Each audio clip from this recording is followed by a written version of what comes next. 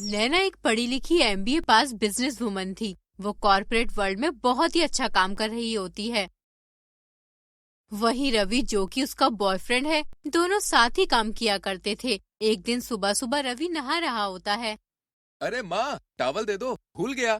बेटा, अब तू छोटा दूध पीता बच्चा नहीं है, बड़ा हो गया है। अपनी चीजों का ख्याल रखना शुरू कर दे, वरना शादी कर ले। अब कब तक माँ के पल्लू में बंधा रहेगा? फिर रवि बाथरूम से आने के बाद, माँ, ऐसा कौन कहता है? मतलब तू बुढ़ापे में भी अपनी माँ को आराम नहीं देना चाहता? ऐसी नालायक औलाद भगवान किसी को ना दे। फिर से वही इमोशनल ड्रामा। अच्छा, मैं ऑफिस जा रहा हूँ, देर हो रही है। फिर रवि ऑफिस चला जाता है और जल्दी जल्दी में टिफिन लेना भूल जाता है। ये लड़का भी बस परेशान करने के सिवा कोई काम नहीं करता। अब मुझे ही इसका टिफिन पहुँचाना होगा। फिर सविता देवी लंच टाइम में रवि के ऑफिस उसके लिए टिफिन लेकर जाती है, जहां रवि ऑलरेडी नैना के साथ लंच कर रहा होता है और उसे अपने हाथ से खिला रहा होता है। हाय दैया, ये देखो, बेशरम को मैंने शादी को कहा तो कहता है इमोशनल ड्रामा नहीं, और यहाँ तो गुल खिलाए जा रहे हैं। माँ, तुम यहाँ? हाँ, तुझे टिफिन देने आई थी। फिर माँ वहाँ से चली जाती है। मॉम थी हाँ। वही घर पर। कौन थी वो लड़की? पक्का गर्लफ्रेंड है ना? अरे नहीं माँ, मेरी बॉस है। तो बॉस को हाथ से खाना खिलाते हैं? बॉस के हाथ में चोट लगी थी ना, अब मैं उनका एम्प्लॉय हूँ, तो ये तो मेरा काम है ना। अनपढ़ हूँ, अकल की अंधी नहीं, लेकिन प्रूफ के साथ बात करूँगी। वही कुछ दिन के बाद, बेटा, मार्केट से ग्रोसरी लानी है। यार माँ, ऑफिस में काम है, आप चली जाओ ना। ना जाने कैसा निठल्ला बेटा मिला है, सुनता ही नहीं है। फिर रवि ऑफिस चला जाता है। वही सविता जी को अकेले ही मार्केट जाना पड़ता है। और ये क्या, सविता जी देखती हैं कि रवि मार्केट में नैना के साथ ग्रोसरी ले रहा है। ये निठल्ला निकम्मा मुझे बेवकूफ बनाता है। एक तो गर्लफ्रेंड को मुझसे छुपाता है और ऊपर से माँ से ज्यादा ये कल की आई लड़की हो गई है। सविता रवि के पास जाके उसका कान मरोड़ती है। क्यों रे रवि, ये तो तेरी बॉस थी, अब क्या बॉस के घर का रामू काका बन गया है? वो मम्मा। वो क्या, बोल नहीं तो यही लाल पीला कर दूंगी तुझे। तभी नैना सविता के पैर छूती है। नमस्ते माँ जी। खुश रह बेटी, देख तेरे से तो अच्छी ये है, संस्कार है लड़की में। मुझे तो यही बहू चाहिए। बहू? हाँ, बहू। नैना तब तो कुछ नहीं कहती, लेकिन वो शादी के लिए तैयार नहीं रहती। वहीं सविता जी जिद पकड़ लेती हैं कि अब उनके घर नैना ही बहू बन के आएगी। माँ पागल हो गई है क्या? नैना भी शादी नहीं करना चाहती, क्यों जिद कर रही हो? नहीं करनी शादी तो रिलेशनशिप में भी मत रहो। बाकी तुम जानो, मैं तो हमेशा से नैना जैसी बहू चाहती थी, मल्टी टैलेंटेड। कितनी प्यारी बच्ची है, ये आएगी तो घर संवर जाएगा। करेगी गुलामी मेरी, नखरे उठाएगी, पैर जो दुखेगा तो पैर भी दबाएगी। नोट बोरा भर भर के वो कमाएगी, सास के कदमों में जीवन भी बिताएगी। वहीं अब सविता जी की जिद के आगे नैना और रवि को झुकना पड़ता है और दोनों कोर्ट मैरिज करने चले जाते हैं। बहू मेरी आएगी, नोटों की बोरी लाएगी, नोट मैं उड़ाऊंगी, खाना वो बनाएगी, नौकरानी उसको बनाकर महारानी बन जाऊंगी। इस तरह बिजनेसमैन बहू के लालच में सविता जी खूब सपने देख रही होती हैं। तभी रवि और नैना घर पहुंचते हैं और सविता जी अच्छे से उनका स्वागत करती हैं। बेटी, अकेले आई है? मेरी फैमिली को भी लेके आना था क्या माँ जी? नहीं नहीं, वो गिफ्ट वगैरह होते हैं ना। ओ, कोर्ट मैरिज में कहाँ होता है ये सब? हाँ, सही है। जिसके बाद सास बहू का स्वागत करती है। वही अगले दिन सुबह 5 बजे। बज गए 5, अब मेरी हुकूमत का समय आ गया। बहू, अरे ओ बहू, मेरी चाय कहाँ है? जल्दी लेके आ, 5 बज गए। सिर में दर्द हो गया है सुबह सुबह बिना चाय के। ये सुबह सुबह माँ को दौरे पड़ रहे हैं क्या? पता नहीं। तभी सविता वहाँ आती है। सुबह के 5 बज गए, अब उठ भी जा बहू, घर का सारा काम पड़ा है और मेरी चाय भी बनानी है। सिर में बहुत दर्द हो गया। ससुराल में पहला दिन था, इसलिए नैना कुछ नहीं कहती, चुपचाप उठकर काम पर लग जाती है। लेकिन बहू बिजनेस वाली, उसने तो कभी घर का काम किया ही नहीं था। वह किचन में जाकर सोचने लगती है कि करे तो क्या करे। चाय बनती कैसे है मुझे तो ये भी नहीं पता। अब जो भी हो, माँ जी ने कहा है तो करना तो पड़ेगा ही। फिर नैना चाय तो बनाती है, लेकिन गलती से उसमें ढेर सारी चाय पत्ती डाल देती है, जिससे चाय बहुत कड़वी हो जाती है। चाय देखने में तो उतनी अच्छी नहीं है, बट इसकी महक ही बता रही है बहुत अच्छी बनी है। माँ जी ये लीजिए चाय। खुशबू तो अच्छी आ रही है। फिर जैसे ही सास चाय पीती है, थू, ये चाय है या काढ़ा बहू? मैंने अपने पूरे जीवन में ऐसी चाय नहीं पी। इतनी अच्छी चाय बनी है सासू माँ।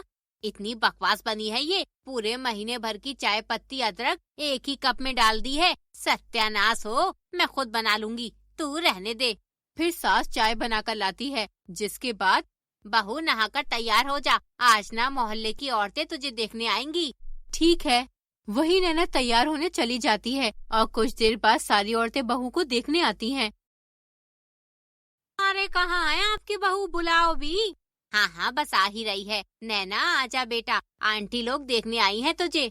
तभी नैना प्रॉपर ऑफिस यूनिफॉर्म पहनकर आती है। शर्ट पैंट कोट में नैना को देखकर सभी औरतों का मुंह खुला का खुला रह जाता है। अरे तौबा तौबा, ये बहू है। अरे सविता, तमीज सिखा बहू को। सारी तमीज इसने कमीज में कर रखी है।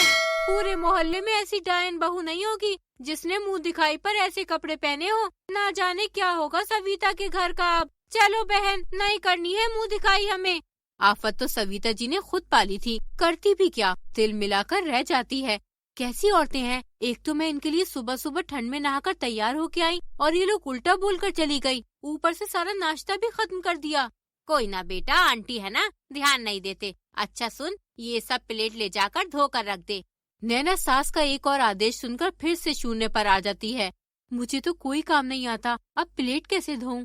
खैर नैना सारी प्लेट बेसन में ले जाके रख देती है और धोना शुरू करती है, लेकिन वो इतना ज्यादा साबुन यूज करती है कि प्लेट उसके गिर के टूट जाती है।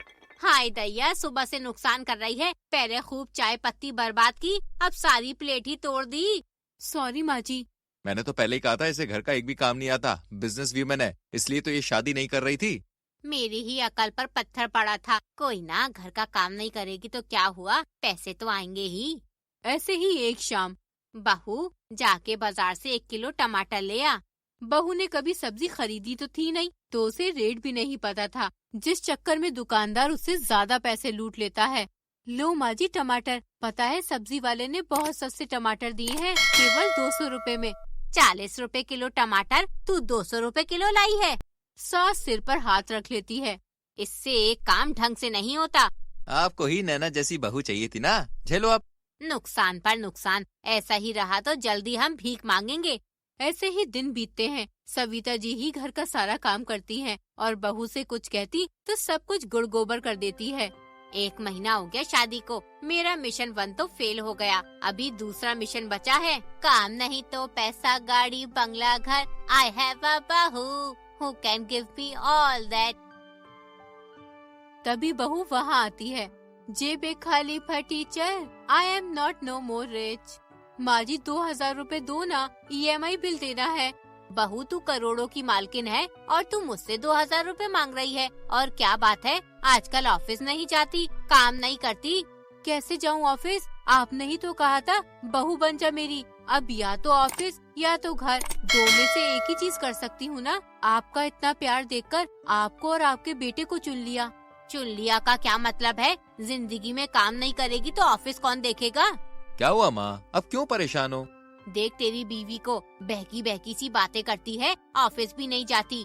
माँ आपके लिए ही तो नैना ऑफिस छोड़कर आई है। नैना की सौतेली माँ ने उससे ऑफिस हड़प लिया, क्योंकि उसके घर वालों का कहना था कि या तो वो मुझे चुने या प्रॉपर्टी, तो उसने मुझे चुना। माँ क्या बहू ने करोड़ों की प्रॉपर्टी ठुकरा दी? हाँ, आपके प्यार से ज्यादा कुछ नहीं है माँ जी। क्या? कैसा प्यार? मैं कोई प्यार नहीं करती तुझसे। मुझे तो तेरी जिस चीज से प्यार था तू उसे ही लात मार के आ गई। अब तू भी जा यहाँ से। जब पैसा नहीं है, घर का काम नहीं आता, तो क्या करूँगी तुझ जैसी बहू का? अच्छा खासा करोड़ों का बिजनेस ठुकरा कर आ गई। हाँ कैसी बात कर रही हो तुम? नैना तो आपकी पसंद थी ना। मुझे नैना इसलिए पसंद थी कि वो वर्किंग थी और अच्छा काम कर रही थी। अब तो उसके पास कुछ भी नहीं है, क्या करूँ ऐसी बहू का? देखा रवि, मैंने पहले ही कहा था तुम्हारी माँ मुझसे नहीं मेरे पैसे से प्यार करती है। तुम ही मानने को तैयार नहीं थे। माँ आपने ये ठीक नहीं किया। जा अब निकल मेरे घर से और दोबारा अपनी फटीचर हालत लेकर यहाँ आना भी नहीं। माँ ये क्या कर रही हो नैना के साथ? आप पैसे के चक्कर में इतनी अंधी हो गई? हाँ मुझे पैसा चाहिए। इतने महीने से मैं इतनी अच्छी बनने का नाटक कर रही थी। क्यों? जाहिर है पैसे के लिए, बहू के रुतबे की वजह से। पर मुझे क्या पता था कि इसकी हालत तो हमसे भी बुरी है।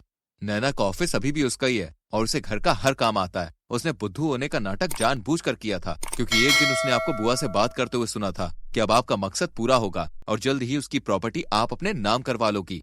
खुद की सारी पोल खुलते देख सविता जी को काफी अफसोस होता है। ले लो आप प्रॉपर्टी, हम जा रहे हैं, चलो नैना। बहू आई एम सॉरी, मुझे माफ कर दे, मैंने बहुत बड़ी गलती कर दी। प्लीज कहीं मत जाओ, मुझे कुछ नहीं चाहिए, बस तुम दोनों चाहिए। आपको पैसे ही चाहिए ना? हम आपको हर महीने लाखों रुपए भेज देंगे, चलो नैना। रवि हम कहीं नहीं जा रहे। भले ही माँ के इंटेंशंस कुछ और थे, बट अगर माँ ने इतना फोर्स नहीं किया होता तो हम साथ ना होते और मुझे फैमिली के प्यार के बारे में पता ही नहीं चलता। जिसके बाद बेटा बहू सविता जी को माफ कर देते हैं और सविता को भी अपनी गलती का एहसास था, जिसके बाद सभी मिलजुल कर रहने लगते हैं और सविता जी अपनी बहू को अब सच में प्यार करने लगती हैं। दोस्तों, इस तरह की प्यारी प्यारी कहानियों के लिए चैनल को लाइक करें, सब्सक्राइब करें और ज्यादा से ज्यादा शेयर करें। मिलते हैं आपसे एक और नई कहानी के साथ। तब तक के लिए बाय बाय।